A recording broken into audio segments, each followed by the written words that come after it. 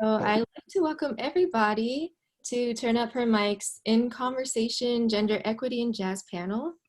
This is the third panel we've ever done as an organization, but this is the first time we've done it specifically for jazz. So, and we're also incorporating for the first time language that's more inclusive to the gender expansive community and to also include male musicians that are tuning in for this discussion. And so we are so honored and excited to have you all here on our panel today. And these panelists have toured and performed all over the world, have played in all the major jazz festivals, in the iconic venues, and have played alongside our favorite artists as well. And any attempt I make to introduce you all just wouldn't do it justice because you've all done so much. So without further ado, I'd love to start with the introductions. But first, I just want to go over some house rules so that this panel can breeze by smoothly. So for the panelists, if you could mute your mics when you're not speaking, that would be great so we'd avoid feedback. And for the attendees, there's the Q&A box at the bottom of the Zoom screen. So if you have any questions, we'll be answering them towards the end of the panel. So without further ado, I'd love to start with the introduction. So if you could say your name, your instrument, and a little bit about your background and your experience in jazz. So let's start with Kalia. Hey everyone, I think I know most of you here, but for those who I don't know, nice to meet you. My name is Kalia Vandever. I'm a trombonist and composer out here in Brooklyn, from LA originally. I came to New York to go to Juilliard for jazz studies, and I graduated 3 years ago now at this point, which is really wild. Yeah, so I've been out here for a little while. I have a band of my own. We put out my debut album in 2019 called In Bloom. And yeah, just a band leader and side woman out here. So happy to be here. Thanks for having me. Thank you, Kalia. And for those of you that don't know, she's been very instrumental in putting this panel together as well. So big shout out to you, Kalia. And let's go on to Endea. Did I say that right? Endea. Endea, great. All right. Nice to meet you. Nice to meet you too. Hey, everybody. My name is Endea Owens. I am from Detroit, Michigan. I've been playing bass since I was 15. After that, well, my first instrument was violin, but after that, I went to Michigan State and then Juilliard for my master's. Right now, I play on The Late Show with Stephen Colbert and John Batiste Human Band. I love music. I love everything about it. I believe in gender equality every day, every second of it. I also started something that I want everybody to know. It's called the Community Cookout. I'm the founder of that organization. We give out 100 free meals plus a pop-up concert in cities in New York. And I think it's important because in my band, I'm a band leader as well. In my band, I want to make sure that our voices are being heard. It's important that my voice is heard as a woman leader, the women that I choose in my band, also the men. Like it just shows inclusivity. That's what it really feels like to me when everyone is respected for their craft. And that's it. That's amazing. I would love to learn more about your community cookout. That's so awesome. All right, so next is Lessie. Hello, y'all. My name is Lessie Vonner. I'm a trumpet player here in New York City, originally from the Dallas, Texas area, Grand Prairie. I've been in New York for almost about 9 years now. It's kind of wild to me. I came up for college. I attended New School. So I play professionally. I've played all over the world. I also teach at a lovely organization called Upbeat NYC in the South Bronx. And yeah, happy to be here. Happy to have you, Lessie. Thank you so much. All right, and Emma.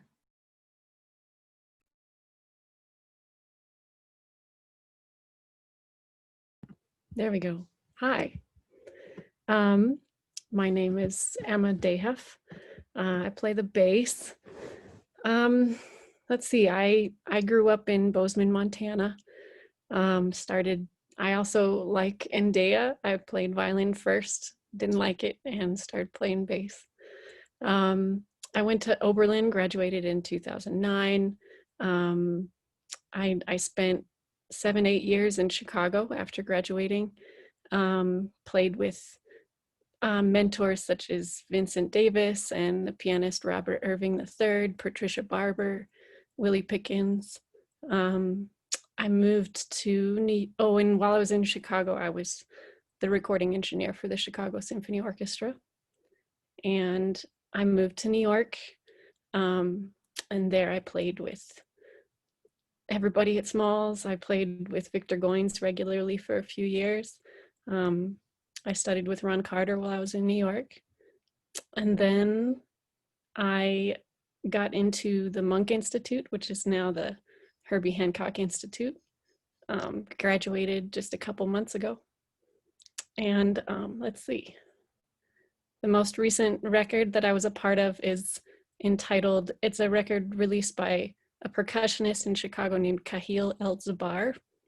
And that was a record he did with David Murray entitled Spirit Groove. Wonderful, awesome. All right, and next, let's go with Sasha. Hi, everyone. I'm Sasha. I'm a vibraphonist slash percussionist from the San Francisco Bay Area. I moved to New York, I guess it's like 5 years now, five years ago, to go to the New School for Jazz and Contemporary Music and to study with Stephon Harris, which was always a dream of mine. And now I'm working in New York City as a vibraphonist, a composer, a band leader, and a side woman. I guess, shouts out, hey Jen. Right now I'm working on a commission for the SWR New Jazz Meeting in Southwest Germany. It was supposed to happen in November, but it's getting postponed because of COVID. I'm working on my second album now. I have a first album out called Azalea, and the second album is on a new label called JMI Recordings, which I think Helen, I think Helen's recording for them as well. I mean, I don't mean to interrupt my own introduction, but yeah, so that's coming up, and that's featuring Marcus Gilmore on drums, Bernice Earl Travis II on bass, James Francis on piano, and Jaleel Shaw on saxophone, so I'm really excited about that. And Steve Mendel as well is working on that, and he is one of the producers on Fallon, longtime producer of The Roots.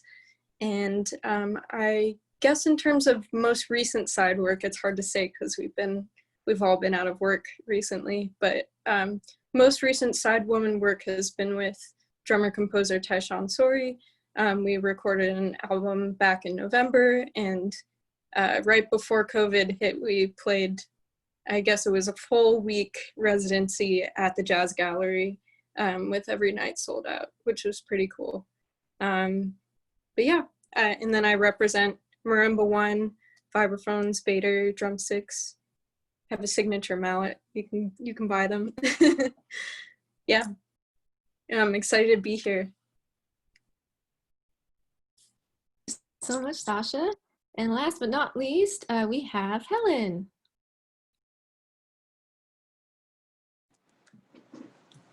Well, it's such a pleasure to be here and listen to everybody's story. And I love how I feel like I have connections to everyone. I always love meeting a fellow Texan.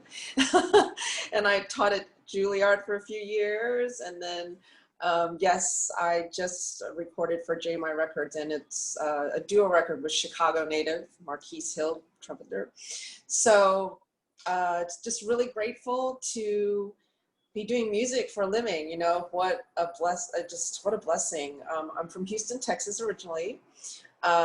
I started on piano and violin and liked both. So I was playing them, all the way up through high school. I went to the very famous high school there, HSPVA, where so many of the great jazz artists on the scene, people like Robert Glasper, Jason Moran, Eric Harlan, the list just goes on and on. But I was classical back then, so I had like no idea about jazz.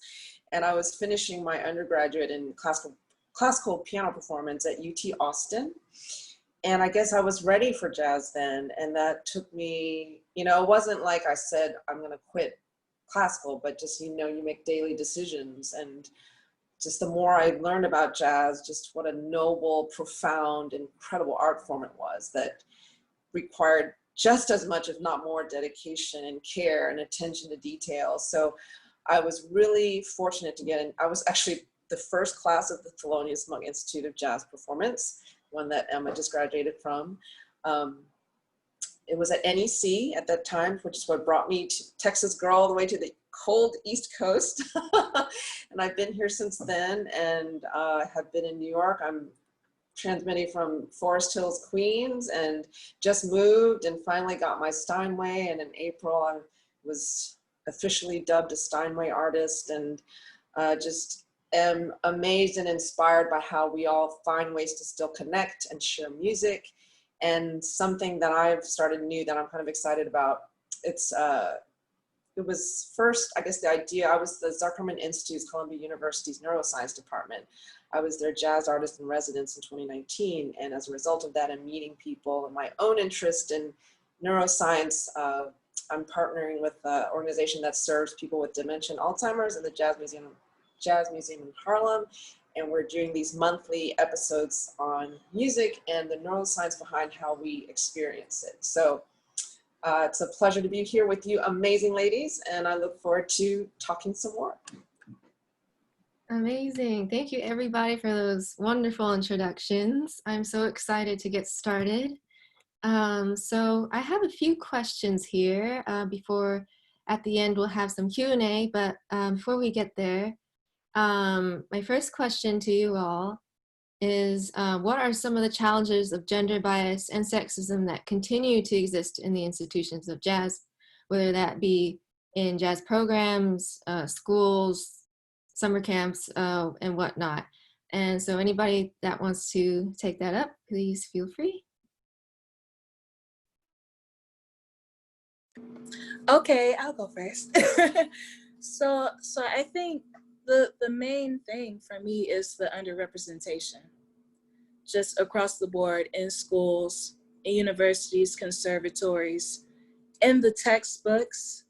Like little of our history is written down or is published in these books that go out to the schools. I think that's the main thing. When people see female musicians doing their thing, they're respected, they're on stage, that changes everything for the future female musicians. And eventually, I believe there won't even be a conversation about this. It's just gonna be, she is a great musician, and that's it.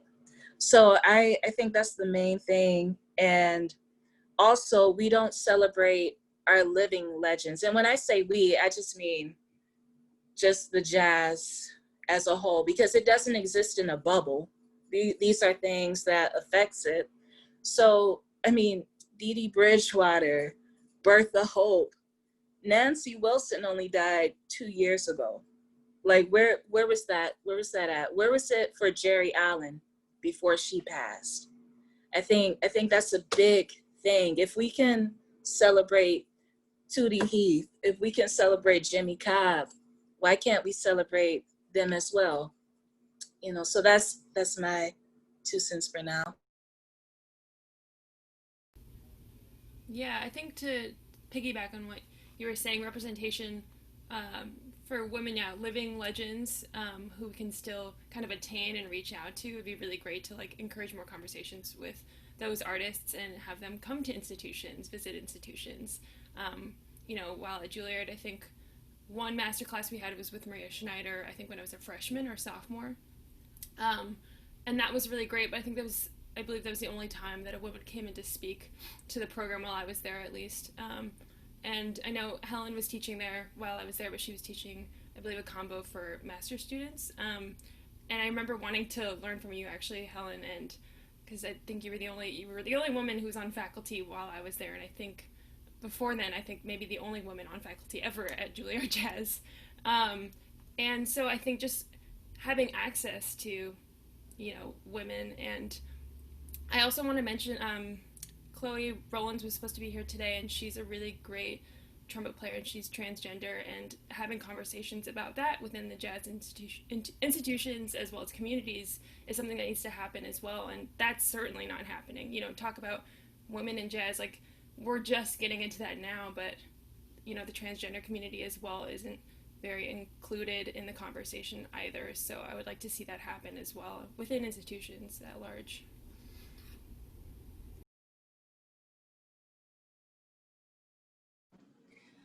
I totally agree with the, oh, I'm sorry, Sasha. You go ahead. Mine is short. I think that's, I'm going to piggyback on that. Let's say that. I think opportunity, lack of opportunity, and maybe this is a little bit outside the scope of the question, because just what I've observed, I think I'm probably the oldest of all of you ladies, and it's just people, what I think they like to be around people who they're comfortable around and who they feel whatever, kindred spirits, and so it's, when it's, I'm not using that as an excuse, but I think that is one of the hurdles that we face, because a lot of times if we're the only woman, we're different. I've noticed guys shift their conversation, or sometimes they don't, and it's that there's that, let's call it a hurdle, which I think unfortunately translates, one of many things is lack of opportunity for women, because jazz is a music that I feel like is so necessary to be learned in the doing. There's things you cannot learn in the practice room. You have to do it. You have to do it a lot. So. I just want, oh, I'm sorry, Sasha. No, I just it's okay. want You to can say go. one small thing, just to comment on what Kalia said. I also had Helen as an instructor at Juilliard, and I just wanted to mention how powerful her being there was, because before that the thing was, oh, they don't really hire women, period. It's a boys club. That whole organization, that was the idea. But when Helen came, it was amazing, and it was just amazing to see you navigate through everything being the only one. So I just wanted to say how important that was to me and Kalia. So I was going to talk about how I think the many teachers in universities, at least in my experience, the impression they give of how much potential they believe a student has a really big impact in terms of the student's well-being. It's sort of like I don't want to say it's a self-fulfilling prophecy, but if someone believes in you and a teacher, an authority figure says, like, I believe in your maximum potential no matter what, or expresses that somehow, then that makes a student want to perform better. And generally, I've had the experience of seeing many teachers at universities generally expect women to perform at a lower level, even whether or not they do. And just going into that with that sort of perspective is very much like a damper in terms of wanting to have women engage in jazz communities, engage in class, things like that. I didn't see it with all of my teachers, but I definitely saw it with some. And I think the important thing is that you'd never know, and this would be before even seeing like a student's skill level, but I noticed that like it's just generally assumed that the women in the class don't perform as well academically or musically, whether or not they've even seen them play at all. And that has a huge impression on what a student believes they're capable of and their capacity for confidence and striving for greatness. And, you know, if someone believes you can do big things, you will. If someone doesn't, you know, it's very hard to believe you can sort of surpass that, especially when an authority figure tells you that. So that's like something I noticed a lot at the new school, or just when teachers would hear me play, they'd be like, wow, I had no idea. And it's like, you know, you should, whether I could play or not, like, you should be approaching all women the same, or all people the same across the university, and expect that all of them have the potential to be great if they are passionate and if they work hard. So just not going into it with this sort of idea that women are going to perform less, or expecting they're not going to be as good. Yeah, it's sort of that expectation. And also just fostering a safer environment. There were quite a lot of sexual assault or sort of creepiness allegations that went down at New School. So understanding boundaries between, you know, often male authority figures and women students. But I won't say that exclusively happens to women. It may happen to men as well. In fact, I'm sure it does, but I'm just speaking on behalf of our experience, or mine. So yeah, I'll say that much. Yeah, for me to go off of what Sasha's saying about, like, I guess these professors at these institutions thinking less of the women students and everything. Another way that ties into is like that belief of that, like, women don't know what they're talking about, or like that we don't know just as much as our male colleagues, you know, because I can't tell you how many times I've been like taken aside to explain how something works that I know full well, you know, because yeah, just the idea that we also aren't serious about our study or like our craft and like getting better and being the best versions of ourselves we can be. And yeah, that was annoying. And like everything Sasha said about the new school, like, yes, like unfortunately it was still happening when I was there as well.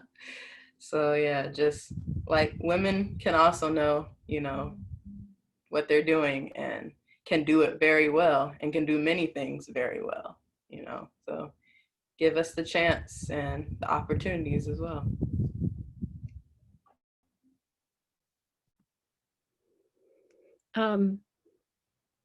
I kind of want to stress again the magic of role models, and the importance of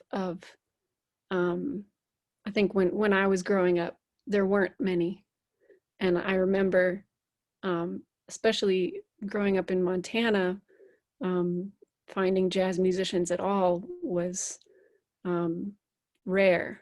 And I remember 3 women came through, like did tours when I was in middle school and high school, and Claire Daly, Rosanna Vitro, and Kristen Korb.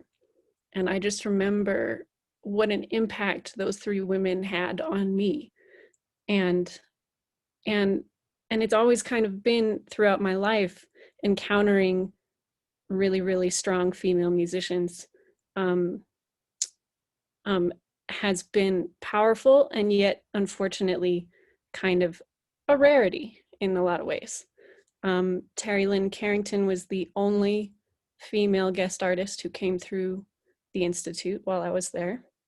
And I think the power of a female role model, like to see someone who you identify with accomplishing powerful things, it expands what you see as possible for yourself. It's a large part of why Kamala Harris is such a powerful figure right now. And seeing women in leadership roles helps to fight against the kind of general societal stigmas that being an advocate for oneself musically, personally, or financially makes a woman difficult, or other adjectives.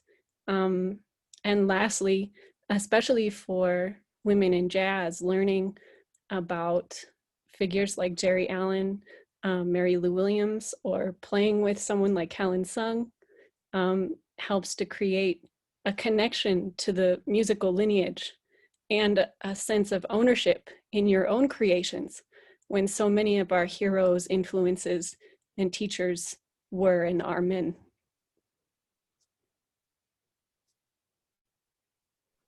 Oh, thank you so much. Like this, so many powerful things were said, and I was trying to take notes and like keep it all down, but I was like, oh my God, it's so much. But thank you so much for all those amazing comments. I really do think that there is still a long way to go. You know, I think this panel is a testament that, you know, there are more women jazz musicians coming up, but there's still a lot of work to do and a lot of mentors to be had. And also the interesting thing about, I think there's someone that was sharing an article about how theory is taught in schools and history as well, music history, and how Endea was saying that there's basically zero representation whatsoever for women in music history books and theory.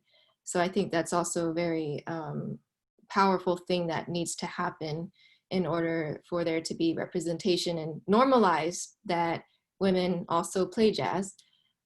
So yeah, and on that note, I wanted to further that question and go into how this gender biases and sexism can still be found even after school into the professional world, and how to kind of combat that as well.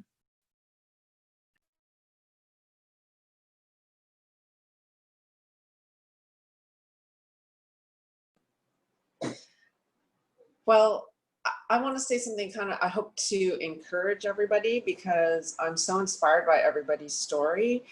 And don't discount, I think one thing we have to hold on to is don't discount the power that we have individually, right?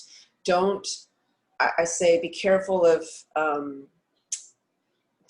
this sounds trite and I don't mean it to sound this way, I just can't think of better words.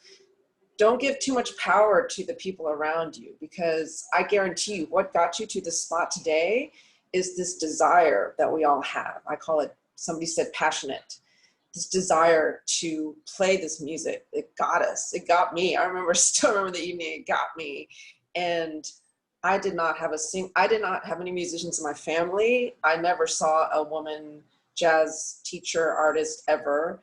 But don't think about me, think about people like Mary Lou Williams or Mary McPartland, Toshigaki Yoshi, and countless other women, you know, who, I think really we should take pride in the desire and the passion that got us here, that got us through all these, all the different experiences that we've had. And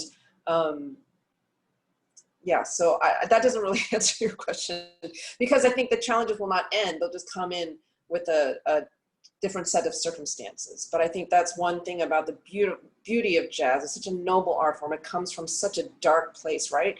And it's, I think the strength of jazz and its ability to take in so many different influences but still remain jazz music is a testament to the strength of the African-American experience and their generosity and just wanting to be inclusive and giving everybody a place and a voice, however imperfectly we might do it. The framework is there. So I'm just saying, don't discount the power that we each have individually inside. For me, okay.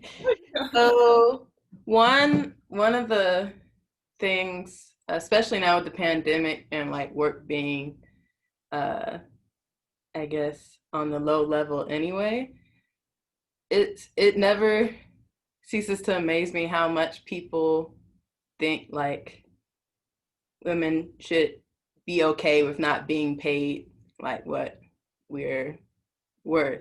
Like, not, I mean, people are gonna try to like cheap out or like play with money with people of all genders, but I feel like there's like this backlash that happens when a woman is like, no, this is my rate, or this is what I want, and this is what I need to be able to do this gig. Is almost like, oh my gosh, like you should be happy that I'm even like giving you an opportunity, you know.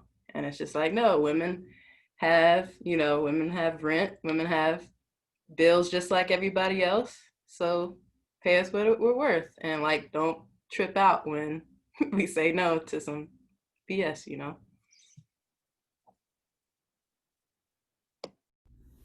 Yeah, what I was gonna say, I really loved what Helen said about not giving or trying not to give other people so much power. I feel like I've been working on that as well. And I think really what it comes down to, for me at least, being out of school, is choosing the people I surround myself with. And, you know, if the majority of my time is spent around those in the community that I really trust and believe in, and they believe in me as well, then my experience will be better. Just generally, you know, obviously the same issues still exist that you experience in institutions, like on the bandstand or in rehearsals. Like that will exist for a while, but I think if the majority of my time and energy is spent into the professional and personal relationships that really mean the most to me and where I feel supported, then I feel my best self as well, especially when I'm in a professional setting and in a position of power, being a band leader, you know. So just choosing the right people to play with, if you can, you know. And obviously there's situations that we all run into where you can't choose or you can, but I think as a young musician, at least for myself, like I try to say yes to as many opportunities as I can. And so I can't often choose the people I'm around, but when it comes to my band and when it comes to, you know, my friends and the people around me, I certainly try to think about that in most social and professional situations. Yeah, I'll piggyback on what Kalia said. Just finding your own tribe, people who respect you, people who will listen to you, having you feel seen and heard, literally. That matters so much. And that's what I've been doing a lot more recently. But to speak about some of the challenges, my the biggest challenge was being underestimated, or having the thought that I have to prove myself. That takes away from the music as a whole. When I get to the gig, I just want to think, okay, I practiced, I prepared, I'm going to play this. Not, oh, you know, somebody is going to comment on my body or make it some kind of advance in me, a sexual advance. That was a real challenge. And just to speak on the power that Helen was talking about, we do have a lot of power. And, you know, for some, it's hard for some female musicians to speak up and just wear that mask every day. Like, you cannot mess with me. It's stepping out of yourself, which we shouldn't have to do. But that's kind of important. Like, sometimes when I get to gigs, I know I cannot be my authentic self. So I'm like, okay, I have to be a little bit tougher. And I really hope that will change. But my way of taking the power back, like Kalia was saying, was creating my own band. Like, okay, I'm not being heard right now. Okay, you're gonna hear me through these songs. And there's gonna be people who respect me, who are rooting for me, that genuinely think that I am a great bassist. And that matters. And through that, I was able to take more risks, go for gigs that I usually don't go for, and not be afraid and timid.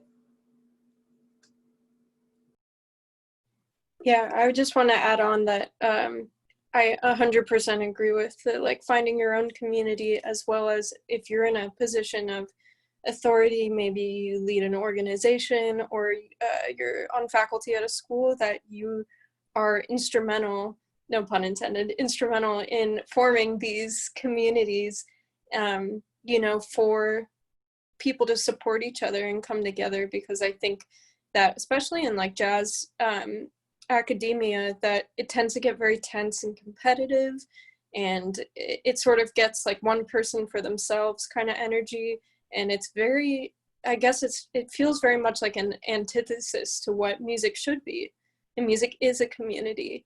And it is built by communities who support and love each other deeply, and by people who are, you know, fans because they really love what this individual person has to say, regardless of, you know, what they look like or, you know, what their gender is or anything. I mean, obviously, if that informs their music, that's awesome. But, you know, so I think finding those communities and also being in a position to foster those communities, because I think when I went through either jazz education or non-education, just playing gigs and stuff like that, that I felt like, you know, maybe now I have my community, but that a lot of the time, especially when I was younger, that I felt very alone.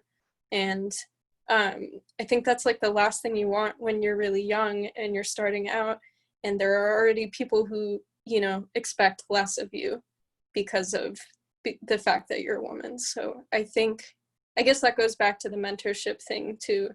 And then I would also say, in terms of gigs and stuff like that, in terms of implicit bias, I'm not sure that this is necessarily a bad thing, but I have noticed that like either jazz festivals or curations, things like that, that they either feature only exclusively male bands, or they sort of make a spectacle out of women-led bands where it's like, oh, we have our women-only day or like special women feature thing. And, you know, I think that's great, and it's certainly better than nothing. But I also think that, you know, there's a way to do that where you don't have to make a spectacle out of it, where you can just hire women bands because they're good and treat them the same. And you don't have to be like, oh, there's a special day designated for you. We have a, you know, like it's always an activist stance to exist as a woman band. Like sometimes we just want to play. And I think it's awesome if there is an activist stance, or if there is sort of like a feminist thing happening, you know, behind, say, a festival curation or something like that, or a venue or something like that. But, you know, just to treat us the same, and we're not like a novelty. We're just here to play like everyone else, and we deserve to be treated in the same respect.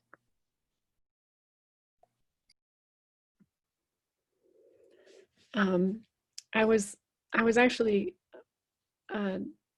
thinking a little bit more about the educational side of things, and something that I think is missing in a lot of the way that musicians are, you know, they'll go through music school, and then I think there's one major thing that most musicians do not come out of school understanding, and that is the aspects of the business. And this applies to every musician coming out of school, but particularly women need to know how to support themselves, because it translates to independence in so many other areas of life, not just their career.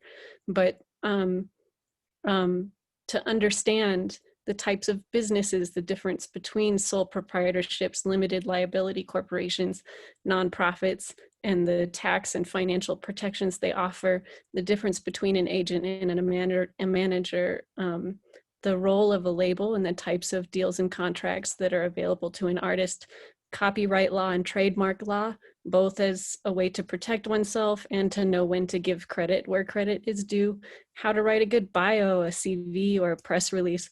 All this stuff is stuff that's not really usually taught in music school. And I think it's particularly powerful for women to have that information. And then, Endea, I thought what you said about, I've actually been thinking about this since I got asked to do this panel, that kind of relatively unremarkable experience of being underestimated, and what it does to your energy and your playing when you walk into a room and feel like you have to prove yourself every time. And or at least every time it's a room where you're not among familiar faces. And it's interesting because I was reflecting on my experience and how when I first kind of encountered this and I got used to it, and I almost began to relish it, like I enjoyed the challenge of it. Like I was a ninja and my female form disguised the killer that was underneath, you know? but in retrospect, it's limiting and it's destructive. And after so many years, it becomes exhausting. And it doesn't serve the music. And I remember there was a while where I actually shaved my hair into a mohawk, because I thought that, like, to appear more more aggressive or more serious or generally less feminine, maybe I could trust more of the musical interest that I was getting from men was genuine and not just empty flirtation. Or I remember hearing Esperanza Spalding once. She spoke at a discussion at the Winter Jazz Fest about 3 years ago. And I remember what she said. Like, there was like a knot in my stomach I didn't even know I had. And she said something and it released, and it was just like, oh my gosh, my experience is not, you know, just me. Or, and what she said was to walk into a room and to have to say, no, I'm not somebody's girlfriend or a singer, and I'm here to play. And you don't notice that you're bracing. You don't notice that you're sending verbal, behavioral messages. I'm not accessible to you in any way except for music. You can't touch me. You can't kiss me. I don't like you. And believe it or not, it takes a lot of energy to maintain. And you're not free in defense mode. You're in survival mode, and the music needs more than survival energy. And that was like a revelation to me, even though it's really pretty simple and I know it's a universal experience. But I also think it's getting better, especially in the last 5 years. I think especially among women, we have created a community that is more uplifting and more protective of one another, and just the issues in general are better understood across the board. And I think that, you know, opportunities are becoming more widespread, in no small part thanks to the 6 amazing women here. So, you know, I have a lot of hope for the future, and I'm talking a lot, but I think that you know, I came to a point where I just understood no one has more control over my career than I do. And if someone is unwilling to help me, I'll find someone else that is. And yeah.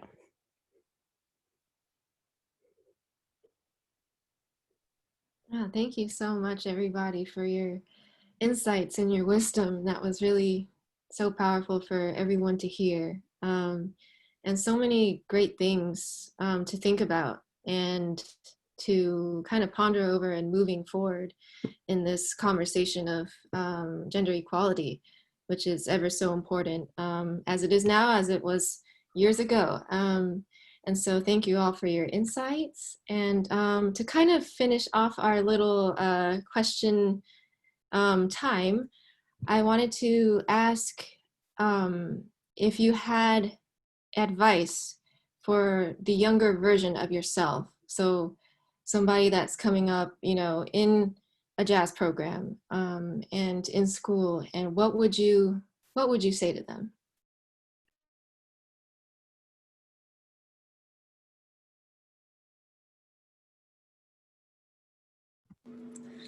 I would say, oh, you could go ahead, Emma. Okay. I would say, love music, really love it. Learn as much as you can, get a little better every day. Surround yourself with people who encourage you, inspire you. Trust your work. And most of all, actually, for myself, embrace your success, because it means you're inspiring people. And sometimes you can get kind of pushed off track by the haters, if that makes sense. But just embrace your success.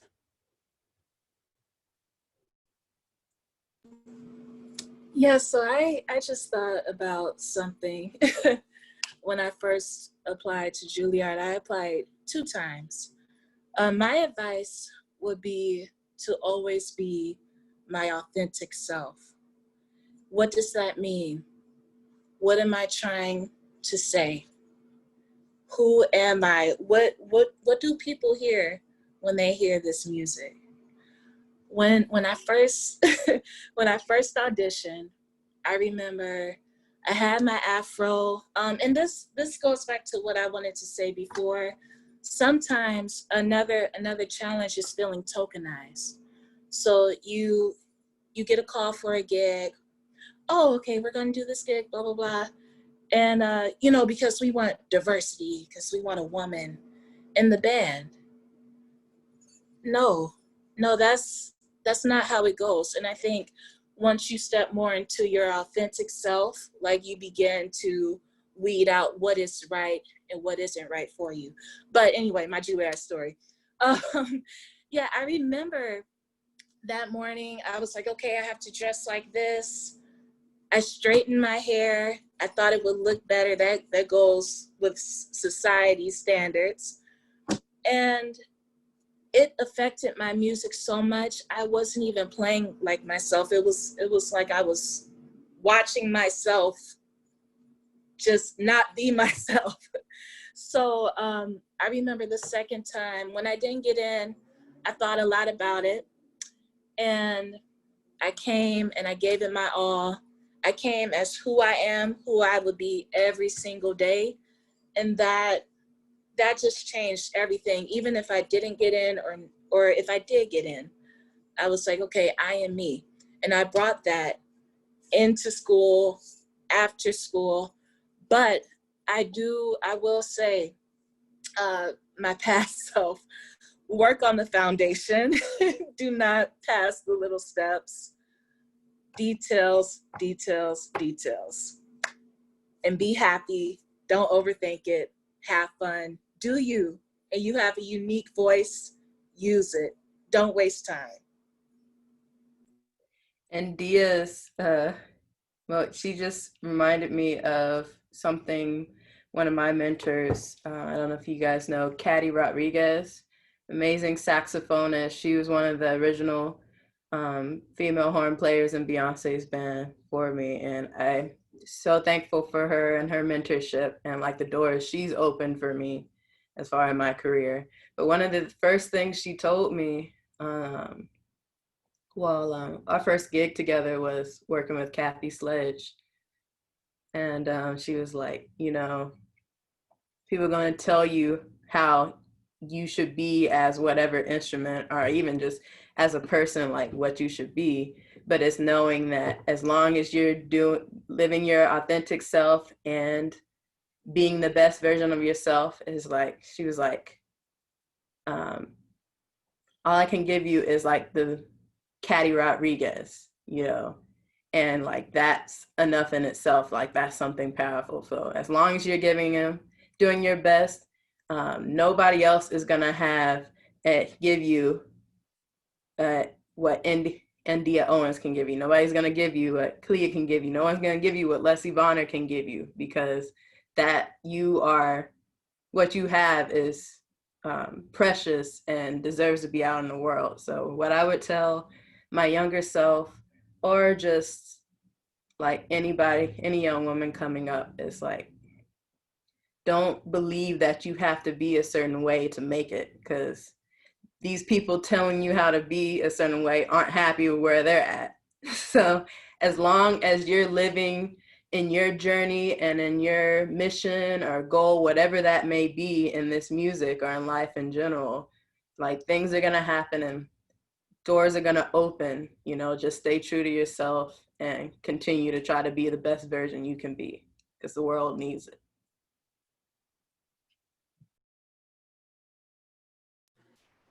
Yeah, sort of going off of that, I was going to say, what I would say to my younger self is like, don't be so concerned with trying to sound like someone else. And you will get many teachers who will really want you to sound like someone else, because that's what they know. And they are familiar with what they know. And therefore they want to see that in you. And don't, listen to that. Yeah, again, like, you just said, like, be, you know, who you are, embrace your sound and your gift. That was like one of the first things that Stefan told me when I first took lessons with him that really resonated with me. You know, that everyone has their own gift and their own story to tell, and there's a reason behind that. And anyone who's trying to taint that is not acting in your best interest as a musician, as a person, all of those things. So don't be concerned with trying to sound like, you know, someone else or someone who came before you. It's important to learn that kind of music, and it's important to learn, you know, the folks who did your instrument or did, you know, whatever music you're studying before you, but that doesn't mean you have to be them by any means. So yeah, I would say that. And also that teachers are not, what teachers or anyone says about you is not the end all be all of your career. No one knows what is gonna, you know, become of you or your career. No one has a say. No one knows better than anyone else. So you really have control over that, and don't let, you know, someone else dictate what's going to happen with your future, because just because they have authority and they say it doesn't mean that they actually know that or have any sort of control over that path of your life whatsoever. Yeah, I think what I would tell my younger self, and this is more on a personal level than a musical level, but you don't have to be one of the guys to fit in. I remember really feeling that way in high school, going into college, and being a part of these conversations that I was always uncomfortable in, but not really knowing how to navigate it, or not knowing that I can leave the conversation. I think I would also tell myself, if you're in an uncomfortable situation, you could and you should leave, you know? I struggled, I think, not having a lot of women around. I really struggled with embracing my femininity when I was, you know, coming up in college. I was just craving energy from other women. It was to a point where I was like, I didn't really know what I wanted for myself, and with my identity. I had a kind of an identity crisis during that period, because I was just only around men, and for a while in high school I thought that I had to be like one of the guys to play jazz music. And so I would tell any young woman who's experiencing that to just, like everyone has said so far, be your authentic self, and whatever is telling you like what you need to do for yourself or who you need to find to be a part of your community, do that, and don't wait for it.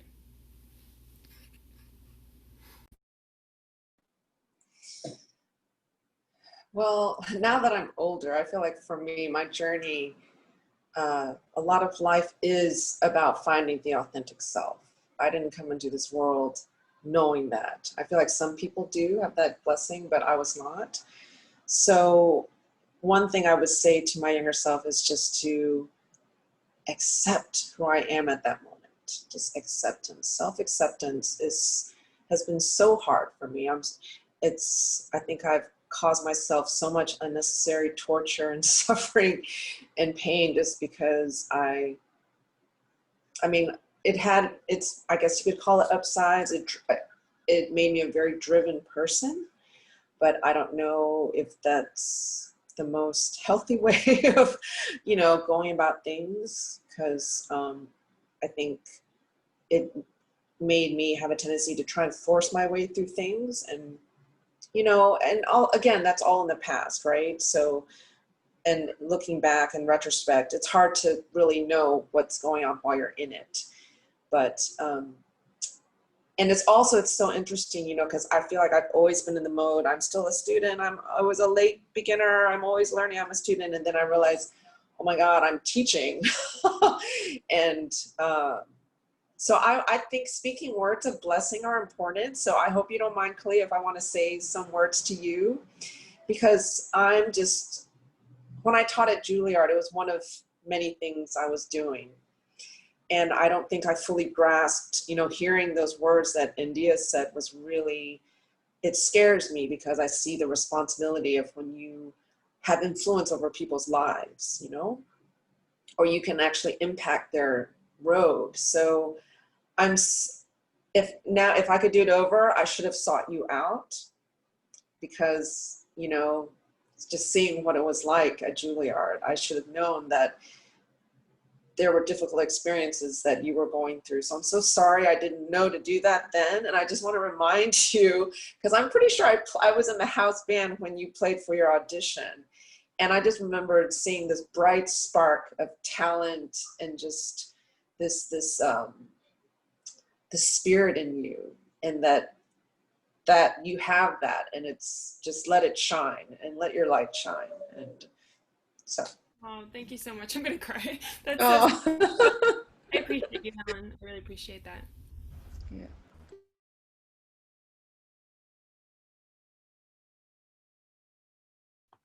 All right. Well, this has been incredibly inspiring. I was almost welling up myself. I was like, wow, that's so beautiful to hear words, you know, from such inspiring musicians here. And yeah, I just want to thank everybody. I know we're right around 4:00 p.m. So if anybody has to bounce, feel free. I don't want to take up more of your time.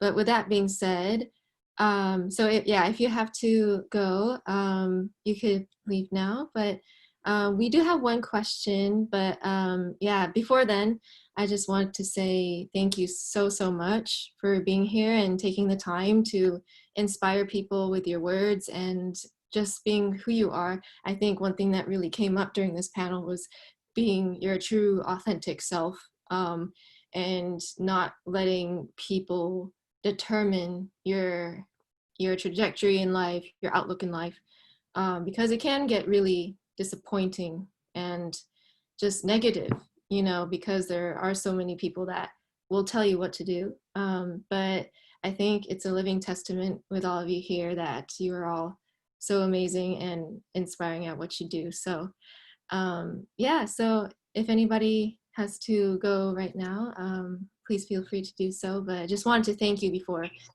that. I do have to go, but thank you so much for having me at Turn Up Her Mic. This is an amazing idea. I love the idea of this panel. All of you women are absolutely amazing.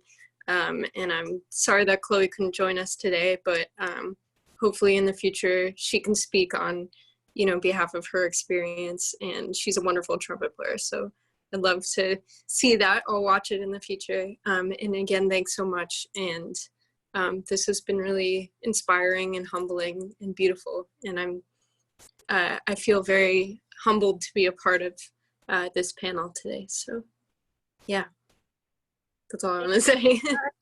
But thank you. Sasha. And see all you guys. Bye. Bye. Oops. All right. So if you all would like to answer some questions, I believe we have two. So the first one, and this really hits home for me as I am a part of a female band. Thoughts on all female bands, tacky or hip? I'll go quickly, and then I gotta go tape something. So it depends how you do it. You know, I don't, another thing as I get older, it's like it's not black or white, and there's so many shades of gray in between. So it depends on how you do it. It can be super tacky, it can be super hip. I just believe in whoever you want to be in that chair is because they are right for the music. I think we can all attest to that. And that's it for me. Thank you. Thank you so much, Elise. And ladies, please take care of yourselves and your communities, and I hope to see y'all soon. Thank you so much. It's great to see you. Thank you. Bye. Bye. To piggyback off of what Helen just said, there's a certain way I think you can go about it, because like an authentic way, because if, you know, because there are some instances where people just like, oh yeah, I want to do like all female band just to like whatever, and just get any person, like any woman who plays and everything. But there's also other instances where it's like, no, I want to do this to show that women can like play jazz or whatever type of music it is and do it very well.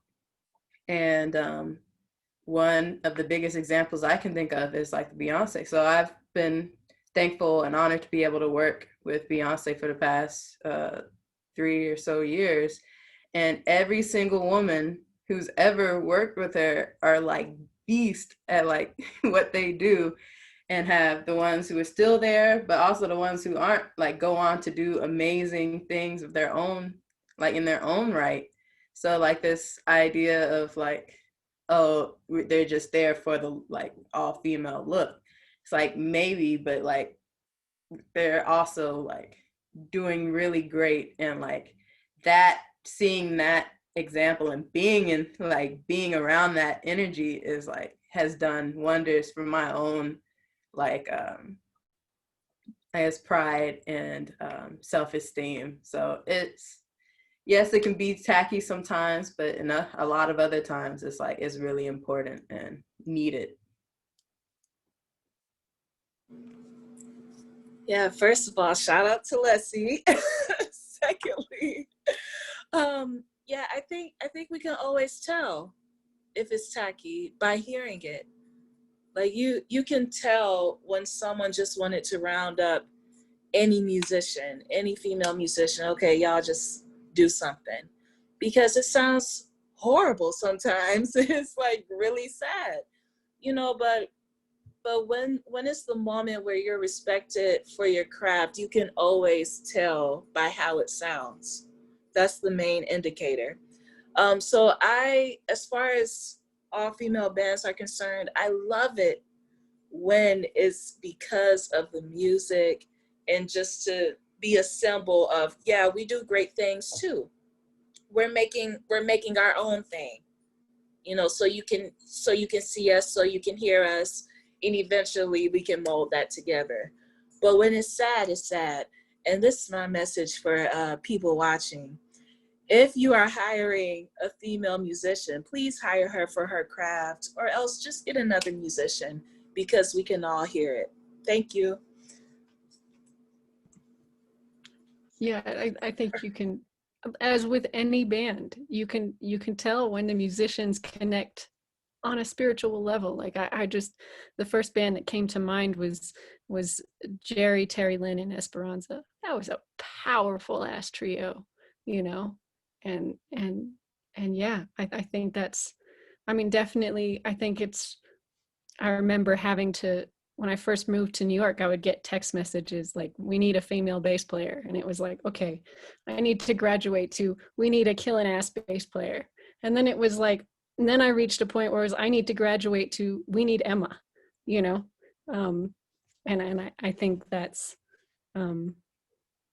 the trajectory of any artist in any band. And that's, yeah. You can hear it and you can feel it. So. Yeah, I 100% agree. Like you can totally tell when it's only like for the looks or for anything else but just the musicianship, and it becomes very apparent. So yeah, and otherwise, I mean, there is something really beautiful too about, like the female spirit, and some of the most supportive musicians that I've played with have been female.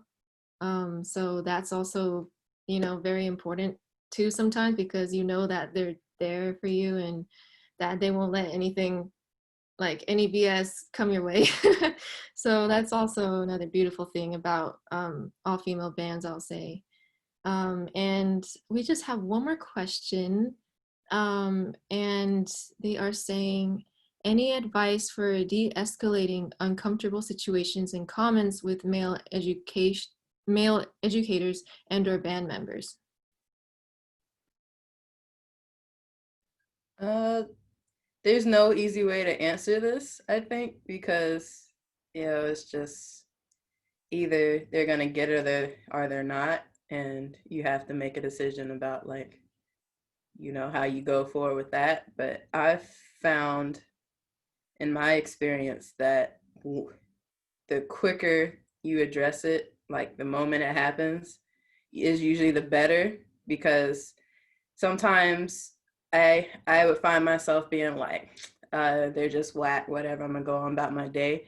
But at the same time, it shouldn't be a pass, but it's kind of like if you let something get by, or like let it happen, and like don't react, or don't, you know, say anything, it's almost like a pass for them to like either try it again or like do it to somebody else. So as much as it's not our responsibility to like be in control of like other people, or to like to make other people treat you the way you deserve, I think like addressing it head on, and it's like I said, either they get it or they don't, and but you know, like it's been made clear that that's not going to sit right with you. And I think that's usually worked best, in my opinion, or in my experience. Yeah, I honestly think it's completely unfair to have all of this weight on our shoulders. And as far as solutions go, I feel like people just need to be held accountable for their actions. You know, I said something about my tribe, my different tribes, people who I trust, people I know respect me, respect what I do, they're rooting for me. If someone said something offensive to me about me being a Black woman, my hair, my sexuality, anything, I know for sure they would come to my defense.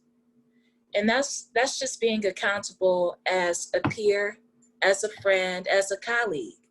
You know, because I can't tell you, when I step out of that scene, I'm bombarded with comments every single day, on and off the band stage, wherever I travel around the world.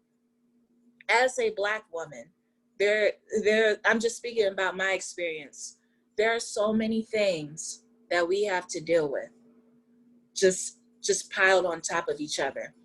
And I get so disappointed when everyone is just standing there like, okay, well, that just happened, but I guess I won't say anything. And then it gets awkward.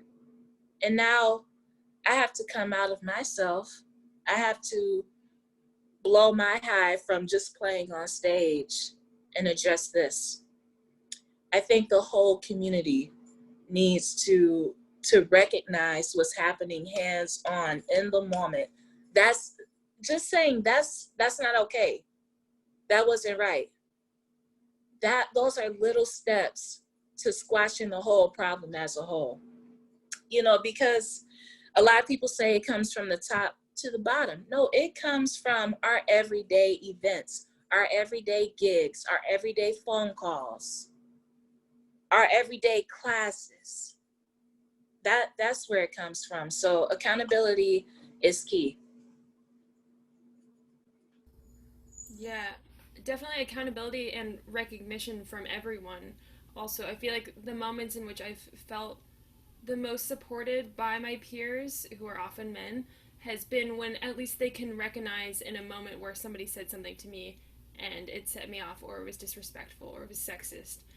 Um, I have these conversations pretty regularly with my band, who is made up of men, and that just provides an outlet for me to tell them, hey, did you notice when this happened, or like this happened at a gig, and kind of air out my grievances. And I've noticed with them specifically over the years, because we've been a band now for almost 4 years, that they're recognizing these things more now. And so if men are having the conversation about witnessing these things and speaking up, then it's not always going to be on us, because it shouldn't have to be always on us to speak up in the moment, address it, like on the bandstand or in rehearsal. There have been plenty of moments where I haven't addressed things because like I haven't felt empowered to do so, or I'm in a situation where like I don't know a lot of the men in the band, you know, and it's really difficult because I end up going home resentful, you know, and I don't, it's not good to harbor those emotions either. So yeah, if you're able to address it head on, that's great, but sometimes it's really hard to feel like you have the power to do so. But I think generally having these conversations with women and men also, they need to hear it too. They need to know what's going on. They need to be able to recognize it.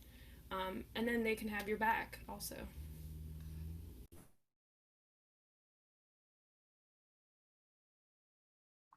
Sorry, I just totally unmuted myself. Okay. There's one more question. I think you all were hitting some of the points in this last question that we have. So it was saying, what is a tangible step towards equity on the gig, at the schools, at festivals, that people with power could take to change the playing field for women? And I think, especially what Kalia and Endea were saying about accountability and talking about, you know, some of these problems that occur in the moment, and, you know, how can other people around you, you know, be of help, and how can they make you feel, you know, comfortable in a situation that was uncomfortable. And so, yeah, if anyone wanted to add anything to that, please feel free. I know we're running a little over time, but yeah. Okay, yeah, I would love to comment to that. And I would also like to say hi to Hannah. Hello. She's an incredible bassist, always been incredible. We went to Michigan State together. But yeah, I think one of the things, this is like bringing the conversation 360. Our names need to be written in these books. What we do needs to be told. We're not just some nebulous orb that comes in once in a while, then disappears.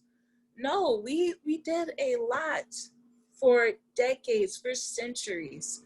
And I think that needs to be told more. I even think it's to the point where festivals and, you know, conservatories, but mainly festivals for this one, they need to be like, okay, we need to hire at least this many female leaders, female band leaders. I think that's way better than being like, okay, all female band. Because I remember one day I was touring in Ukraine with the group, and it said American female band. Like everything else had the names of people, all this American female band. And these are top class musicians. And it just minimized our experience. You know, but I think if people go the route of let me hire these female musicians, it'll just normalize it to the point where that doesn't have to happen. For example, the same kind of process happened with affirmative action. As you can see, you know, even though it's mostly gone now, that kind of drilled away a path for certain people to actually be seen, heard, recognized, valued for what they do, who they are. And now, you know, people can join together. So that's what I believe. And hello, Hannah, again, I miss you.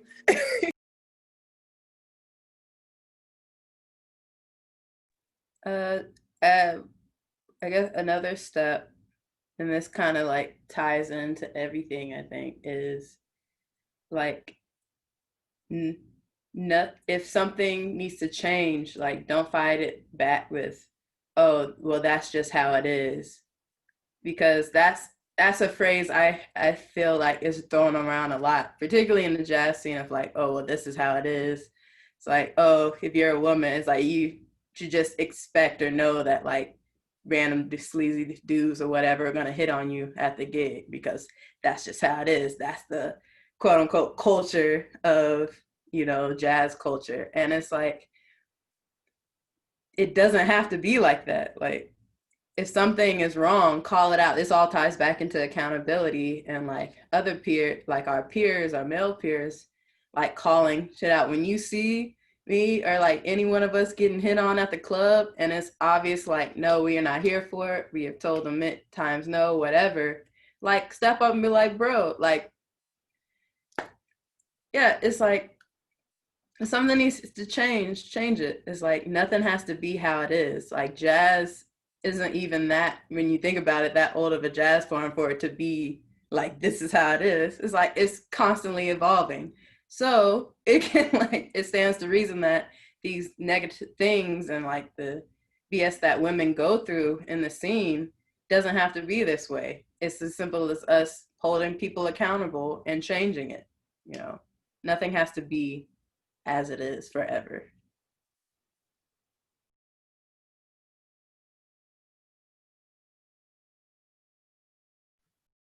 All right. Well, thank you so, so much for your wise words of wisdom and your time. And I just feel so incredibly lucky to have you all here today. And thank you. And shout out to Helen and Sasha and Chloe and Anissa who couldn't be here today. But we are so incredibly appreciative of you and your time. Thank you so much for sticking around for this long and answering all these questions. And I would love to do more of these in the future because I really gained so much insight, and I'm sure a lot of the people that were watching gained a lot of insight into, you know, how to make jazz and the whole world of music just more equal. And it's just so incredibly powerful to see you all here on the screen. I wish it was in person, but you know, times have changed. But I'm just so glad to be here with you all. And again, thank you so, so much.